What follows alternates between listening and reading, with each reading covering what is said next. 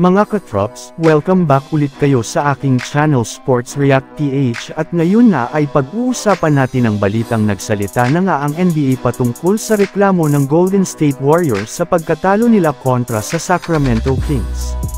Pag-uusapan na rin nga natin ngayon dito sa ating panibagong video ang balitang sina Rui Hachimura at Austin Reeves ang gusto nga daw na makuha ng Chicago Bulls.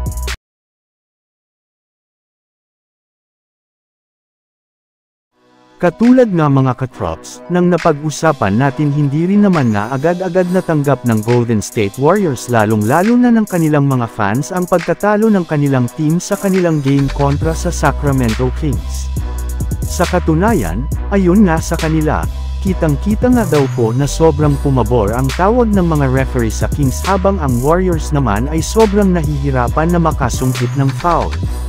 Kaya dyan pa lamang nga ay malinaw ng nadaya ang Golden State Warriors sa kanilang laro. Maging si Stephen Curry nga ay kinwestiyon ng ilang mga tawag ng mga referee lalong-lalo na ang pagbibigay nito ng technical foul sa kanyang teammate na si Draymond Green na nakaapekto ng gusto sa kanilang pagkatalo.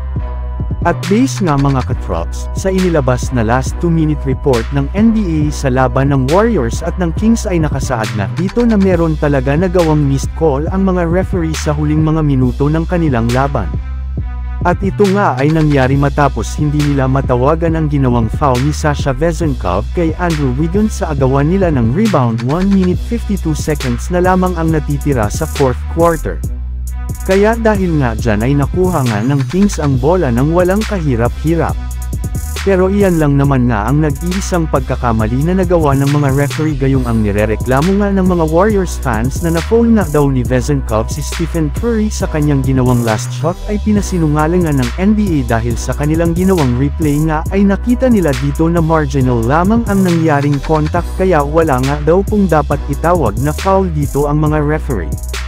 Samantala pumunta naman tayo sa ating sunod na pag-uusapan ngayon sa balitang sina Rui Hachimura at Austin Reeves ang gusto nga daw na makuha ng Chicago Bulls. Naibalita na nga mga katrops, noong nakaraang araw ng sikat na si NBA insider Shams Charania ng The Athletic, na willing na nga daw ang Chicago Bulls na e-trade si Zach LaVine papunta sa Los Angeles Lakers ngayong season basta't makuha lamang nila si Austin Reeves. Pero base rin naman nga sa pinakahuling iniulat na balita, hindi lang naman nga daw si Reeves ang nag-iisang player na gusto nilang makuha mula sa Lakers gayong balak rin naman nga nilang kunin si Rui Hachimura. Yes, silang dalawa nga ang planong kunin ng Chicago Bulls sa isang trade bago nila pakawalan at e-trade si Zach LaVine simula sa darating na December hanggang sa trade deadline. Kung hindi nga daw iyan gagawin ng Lakers ay mapipilitan nga sila na maghanap na lamang ng ibang kupunan na magiging kanilang bagong trade partner.